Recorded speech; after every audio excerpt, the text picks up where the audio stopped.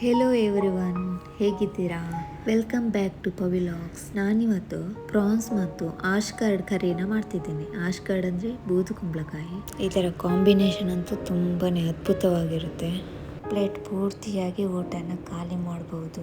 ಬನ್ನಿ ಹೇಗೆ ಮಾಡೋದಂತ ನೋಡೋಣ. ನೋಡಿ, ಇದು ಬ್ರೌನ್ ಪ್ರಾನ್ಸ್. ಇದರಲ್ಲಿ ವೈಟ್ ಪ್ರಾನ್ಸ್ ಕೂಡ ಬರುತ್ತೆ. ಇದರಲ್ಲಿ 1/2 kg ಇದೆ. ಆನಂತರ ಒಂದು ಬೂದು ಕುಂಬಳಕಾಯಿ ಕೂಡ ತಗೊಂಡಿದ್ದೀನಿ. ಇವನ್ನು ಈಗ ನೀಟಾಗಿ ಕ್ಲೀನ್ ಮಾಡಬೇಕು.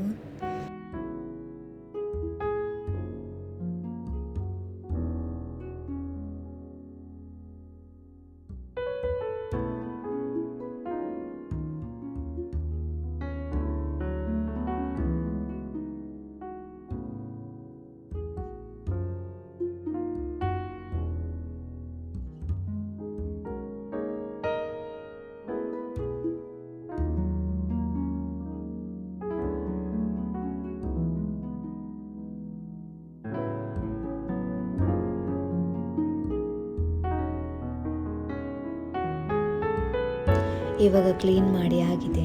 ಇದನ್ನು ಒಂದು ಒಳ್ಳೆ ನೀರಿನಿಂದ ಕ್ಲೀನಾಗಿ ವಾಶ್ ಮಾಡಿ ಬೇರೆ ಪಾತ್ರೆಗೆ ಹಾಕ್ಕೊಳ್ಳಿ.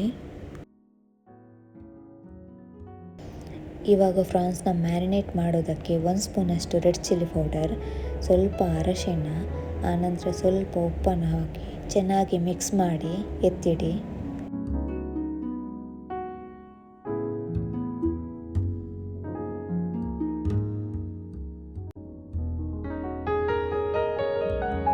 ಇವಾಗ ಕುಂಬಳಕಾಯಿನ ಕಟ್ ಮಾಡೋಣ.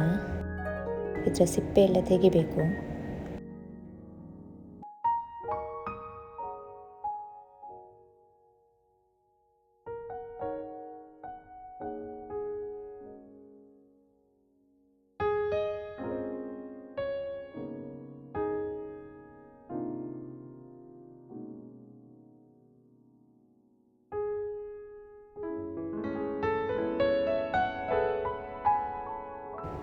ಇದರ ಬೀಜವನ್ನೆಲ್ಲ ನೀಟಾಗಿ ತೆಗಿಬೇಕು.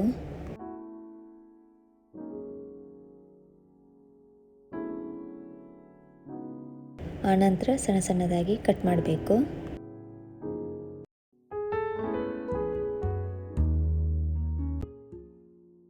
ಈಗ ಎಲ್ಲವನ್ನು ಕಟ್ ಮಾಡಿ ಆಗಿದೆ. ಒಳ್ಳೆ ನೀರಿನಲ್ಲಿ ಕ್ಲೀನಾಗಿ ತೊಳ್ಕೊಂಡು ಬೇರೆ ಪಾತ್ರೆಗೆ ಹಾಕಿ. ಇವಾಗ ಮಸಾಲಕ್ಕೆ ರೆಡಿ ಮಾಡೋಣ. ಗ್ಯಾಸ್ನ ಆನ್ ಮಾಡಿ ಒಂದು ಪಾತ್ರೆನ ಇಟ್ಟು ಅದು ಬಿಸಿಯಾದ ಮೇಲೆ 4ರಿಂದ 5 ಸ್ಪೂನಷ್ಟು ಕೊಕೊನಟ್ ಆಯಿಲ್ ಹಾಕಿ, ಆಮೇಲೆ ಒಂದು 6 ಕೆಂಪು ಮೆಣಸು ಹಾಕಿ. ನಾನಿಲ್ಲಿ 6 ಹಾಕಿದ್ದೇನೆ, ನೀವು ಖಾರಕ್ಕೆ ಬೇಕಾಗುವಷ್ಟು ಹಾಕ್ಕೊಳ್ಳಿ. ಆನಂತರ ಒಂದು 2.5 ಸ್ಪೂನಷ್ಟು ಕೊತ್ತಂಬರಿ ಬೀಜ ಹಾಕ್ಕೊಳ್ಳಿ. ಸ್ವಲ್ಪ ಕರಿಬೇವು ಹಾಕ್ಕೊಳ್ಳಿ, ಚೆನ್ನಾಗಿ ಫ್ರೈ ಮಾಡಿ. ಒಂದು ಅರ್ಧ ಸ್ಪೂನಷ್ಟು ಜೀರಿಗೆ ಹಾಕ್ಕೊಳ್ಳಿ, ಚೆನ್ನಾಗಿ ಫ್ರೈ ಮಾಡಿ.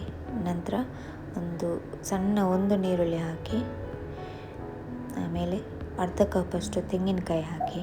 ನಾನಿಲ್ಲಿ ಕಟ್ ಮಾಡಿರೋದು ಹಾಕಿದ್ದೀನಿ, ತುರ್ದಿರೋದು ಕೂಡ ಹಾಕ್ಬೋದು.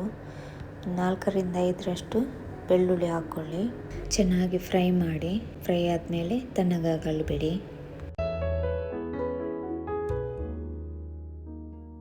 ಇವಾಗ ಒಂದು ಟೊಮೆಟೊ ಮತ್ತು ಒಂದು ಈರುಳ್ಳಿನ ಸಣ್ಣದಾಗಿ ಕಟ್ ಮಾಡಿ ಇಟ್ಕೊಳ್ಳಿ.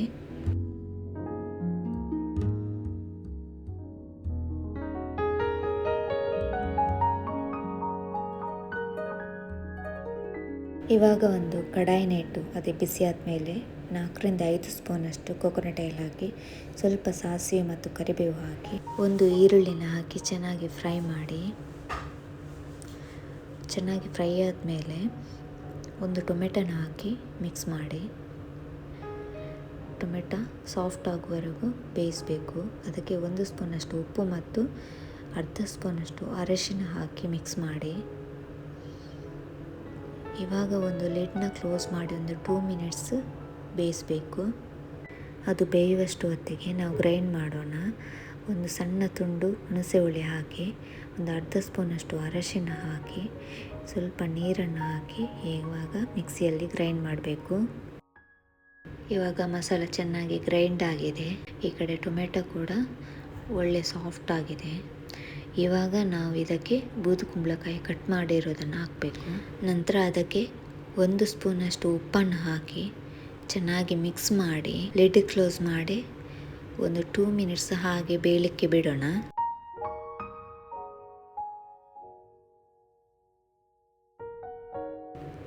ಇವಾಗ 2 ಮಿನಿಟ್ಸ್ ಆಗಿದೆ. ಇದೊಂದು 50% ಬೆಂದಿದೆ. ಇವಾಗ ಇದಕ್ಕೆ ಸ್ವಲ್ಪ ನೀರು ಹಾಕಿ ಬೇಯಲಿಕ್ಕೆ ಬಿಡೋಣ. ಚೆನ್ನಾಗಿ ಮಿಕ್ಸ್ ಮಾಡಿಟ್ಟು ಒಂದು ಲಿಡ್ನ ಕ್ಲೋಸ್ ಮಾಡಿ ಒಂದು 5 ಮಿನಿಟ್ಸ್ ಬೇಯಲಿಕ್ಕೆ ಬಿಡೋಣ. ಇದರ ಸಿಪ್ಪೆ ಎಲ್ಲ ತೆಗೆದಿರೋದ್ರಿಂದ ಇದು ಬೇಗನೆ ಬೇಯುತ್ತೆ. ಈಗ 5 ಮಿನಿಟ್ಸ್ ಆಗಿದೆ. ಬೂದು ಕುಂಬಳಕಾಯಿ ಚೆನ್ನಾಗಿ ಬೆಂದಿದೆ. ಇವಾಗ ನಾವು ಗ್ರೈಂಡ್ ಮಾಡಿಟ್ಟಿರುವ ಮಸಾಲನ ಸೇರಿಸಬೇಕು. ಇದಕ್ಕೆ ಸ್ವಲ್ಪ ಮಿಕ್ಸಿ ಜಾರಿಗೆ ನೀರನ್ನು ಹಾಕಿ ಎಷ್ಟು ನೀರು ಬೇಕಂತ ನೋಡಿಕೊಂಡು ನೀರು ಹಾಕಿ ಮಿಕ್ಸ್ ಮಾಡಿ.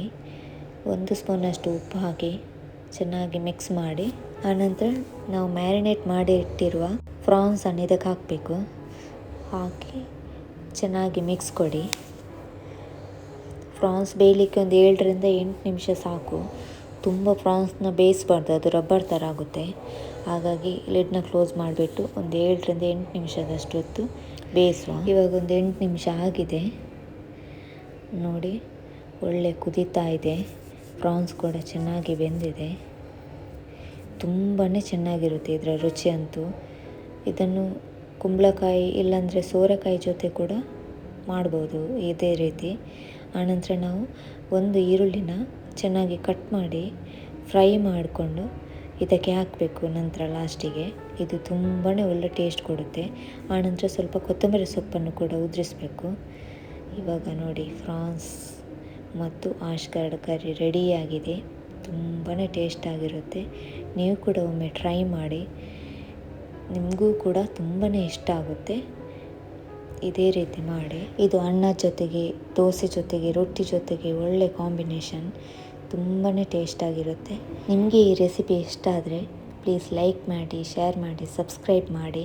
ಇನ್ನೊಂದು ಒಳ್ಳೆ ಟೇಸ್ಟಿ ರೆಸಿಪಿ ಜೊತೆಗೆ ಬರ್ತೀನಿ. Thank you for watching. Bye.